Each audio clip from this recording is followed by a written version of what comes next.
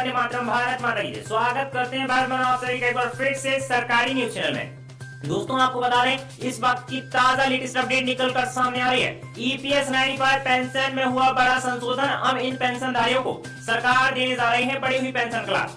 जाने किन किन पेंशनधारियों को होगा सबसे ज्यादा बेनिफिट। जी हाँ दोस्तों, आप सभी ने बिल्कुल सही सुना। अभी एम्प्लॉय पेंशन स्कीम 1995 के तहत सरकार ने बड़ा संशोधन कर दिया है, जिसका यहाँ पर सभी पेंशनर्स को इंतजार था, वह घड़ी यहाँ पर खत्म होने जा रही है। दरअसल अभी यहाँ पर सुप्रीम कोर्ट की तरफ से फाइनल जजमेंट के तौर पर एक नोटिफिकेशन जारी किया गया है, जिसमें साफ लिखा हुआ है कि ईपीएस एम्प्लॉय पेंशन स्कीम 1995 के तहत 9500 रुपए प्लस डीएनएस अलाउंस की धनराशि को यहाँ पर फाइनल मुहर लगा दी जाए, जिसमें यहाँ पर फाइनल यहाँ पर मोड़ लिया जाए। दोस्तों आपको बता दें लंबे समय से इसकी मांग बनी हुई थी कि ईपीएस 95 पेंशनर्स को बढ़ी हुई पेंशन का लाभ मिला जाए, जिसके लिए दोस्तों आपको बता दें कमांडर अशोक रावत से लेकर 67 लाख पेंशनर्स निरंतर प्रयास कर रहे थे, जिसमें यहाँ पर महिलाएं भी शामिल थी। और यहाँ पर आपको बता दें मथुरा की सांसद हेमा मालिनी द्वारा भी निरंतर प्रयास चल रहे थे कि ईपीएस 95 पेंशनर्स को बढ़ी हुई पेंशन का लाभ मिलना चाहिए। साथ ही साथ उनके बैंक अकाउंट में 7500 रुपए या फिर 9500 रुपए उनके कंट्रीब्यूशन। जी हाँ दोस्तों, आप सभी ने बिल्कुल सही जाना, जितना यहाँ पर उन्होंने कंट्रीब्यूट किया है पैसा, उसके आधार पर सभी पेंशनधारियों को बढ़ी हुई पेंशन का लाभ सरकार को देना आवश्यक है, जिसकी बात यहाँ पर की गई है। दोस्तों आपको बता दें मथुरा की सांसद हेमा मालिनी द्वारा निरंतर रूप से प्रयास किए जा रहे थे कि ईपीएस 95 पेंशनर्स को 9500 रुपए प्लस डीएनएस अलाउंस दिया जाना चाहिए, जिसके लिए आपको बता दें एनएसी के अध्यक्ष कमांडर अशोक रावत द्वारा भी निरंतर प्रयास की जा रही थी कि सरकार अब यहाँ पर बढ़ी हुई पेंशन का लाभ देगी। हाल फिलहाल में आपको बता दें इसका मैटर सुप्रीम कोर्ट में लगभग 7 साल से चला पड़ता है। जी हाँ दोस्तों, आपको बता दें 7 साल से निरंतर ये प्रयास चल रहे थे और सुप्रीम कोर्ट में ये फैसला यहाँ पर लटका हुआ था कि यहाँ पर 7500 रुपए प्लस डीएनएस अलाउंस की धनराशि पर मुहर लगेगी। और जो असंगठित क्षेत्र के कामगार हैं, जी हाँ दोस्तों, जिनका यहाँ पर पंजीकृत नहीं है, मतलब असंगठित है क्षेत्र के कामगार हैं, उन्हें भी 5000 रुपए की अतिरिक्त सहायता देने की बात की है। साथ ही साथ दोस्तों आप सभी को बता दें कौन कौन से 50 लाख पेंशनर्स ऐसे हैं जिन्हें सरकार यहाँ पर अतिरिक्त बजटीय सहायता के तौर पर 5000 रुपए की अलग से यहाँ पर सहायता देने वाली है।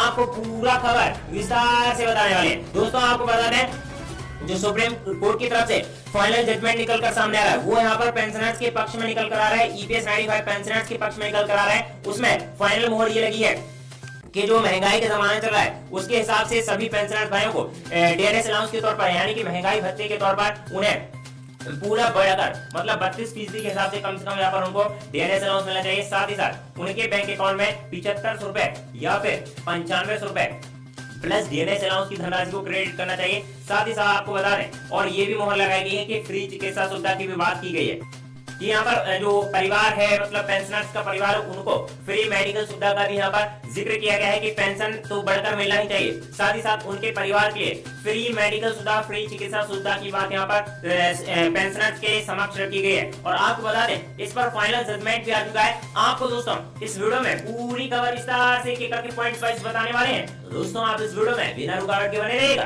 दोस्तों इस वीडियो को बनाने में हमें काफी मेहनत लगती है, तो वीडियो को लाइक करने के बाद चैनल को सब्सक्राइब करने के बाद और नोटिफिकेशन जरूर ऑन कर लीजिएगा। चलिए दोस्तों वीडियो स्टार्ट करते हैं। जैसा कि दोस्तों आप सभी को पता होगा ईपीएस एम्प्लॉय पेंशन स्कीम 1995 के तहत एनएसी के, जी हाँ दोस्तों आपको बता दें एनएसी के अध्यक्ष कमांडर अशोक रावत, साथ ही साथ आपको बता दें मथुरा की सांसद हेमा मालिनी निरंतर प्रयास कर रही थी। आपको बता दें अभी यहाँ पर नोटिफिकेशन जारी किया गया है वो इन दोनों लोगों के प्रयास के बाद यह संभव हो पाया है। जी हाँ दोस्तों, आप सभी ने सही सुना। एनएसी के अध्यक्ष कमांडर अशोक रावत और मथुरा की सांसद हेमा मालिनी 67 लाख पेंशनर्स का प्रतिनिधित्व करती हैं, जिन्होंने यहाँ पर आप सभी की पेंशन बढ़ोतरी को लेकर निरंतर प्रयास किए हैं। कई बार यहाँ पर सरकार पर आरोप भी लगाए गए हैं कि पेंशनर्स का पैसा ईपीएफओ फंड में जमा है, जो कि ईपीएफओ यानी कि सरकार दबा कर रखे है और जो इंटरेस्ट भी मिल रहा है उस पर भी यहाँ पर पैसा नहीं दे रही है। आपको बता दें पूरा का पूरा यहाँ पर सभी पेंशनर द्वारा सरकार पर आरोप लगाया गया है। लेकिन आपको बता दें हाल फिलहाल में एनएसी के अध्यक्ष कमांडर अशोक रावत ने एक यहाँ पर ज्ञापन सौंपा है, जिसमें यहाँ पर 4 पेंशनर्स के भी यहाँ पर सिग्नेचर किए गए हैं। और आपको बता दें देश के प्रधानमंत्री नरेंद्र मोदी जी को यहाँ पर ये ज्ञापन सौंपा गया है, जिसमें यहाँ पर ज्ञापन में साफ जिक्र किया गया है कि ईपीएस 95 पेंशनर्स एक अल्पसंख्या में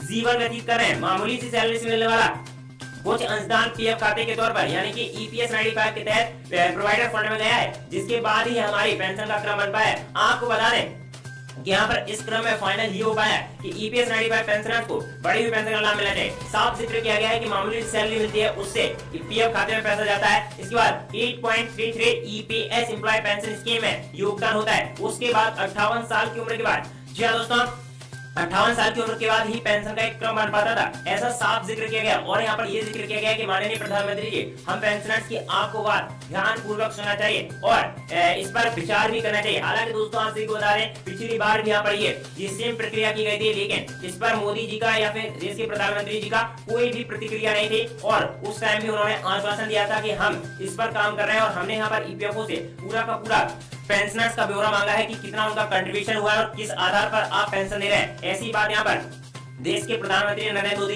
द्वारा समक्ष रखी गई थी और एक आश्वासन दिया गया था कि जल्द से जल्द इस पर एक फैसला लिया जाएगा और जितने भी ईपीएस 95 पेंशनर्स हैं उन्हें बढ़ी हुई पेंशन का लाभ हम वादा करते हैं कि जरूर मिलेगा। ऐसा यहाँ पर उनके द्वारा वादा किया गया था, लेकिन दोस्तों आप सभी को बता दें उसका क्रम नहीं बन पाया था। हाल फिलहाल में आपको बता दें, मथुरा की सांसद हेमा मालिनी द्वारा भी यहाँ पर एक प्रयास किया गया है। पुराने श्रम मंत्री संतोष कुमार गंगावत जी ने अपनी पद से इस्तीफा दे दिया है। उनको भी कई बार मथुरा की सांसद हेमा मालिनी द्वारा यहाँ पर पत्र लिखा गया था कि यहाँ पर पेंशनर्स एक अल्पसंख्यक में जीवन व्यतीत करें और आपको यहाँ पर सभी पेंशनर्स को यहाँ पर बढ़ी हुई पेंशन का लाभ देना बहुत ही जरूरी है, ऐसा उस लेटर में लिखा गया था। हाल फिलहाल में जो नए श्रम मंत्री चुने गए हैं भूपेंद्र यादव जी को एक आरोप लगाया है कि आपने जब अपनी शपथ ग्रहण की थी, जी दोस्तों मथुरा की सांसद हेमा मालिनी ने यहाँ पर आरोप लगाया कि जब आपने अपनी शपथ ग्रहण की थी तभी ये वादा किया था कि एम्प्लॉय पेंशन स्कीम 1995 में एक विचार किया जाएगा और सभी पेंशनर्स की पेंशन में वृद्धि की जाएगी। लेकिन दोस्तों आप सभी को बता दें उसका क्रम नहीं बन पा रहा था। हाल फिलहाल में भूपेंद्र यादव जी ने भी एक आश्वासन दिया है कि जल्द से जल्द इस पर फैसला लिया जा सकता है। दोस्तों इस वक्त ये ताजा खबर निकल कर आई थी जो कि आप सभी को बताना भी है जरूरी था। आप लोगों को कैसा लगा है कमेंट बॉक्स में बताने के साथ वीडियो को लाइक करने के बाद चैनल को सब्सक्राइब जरूर कर लीजिएगा।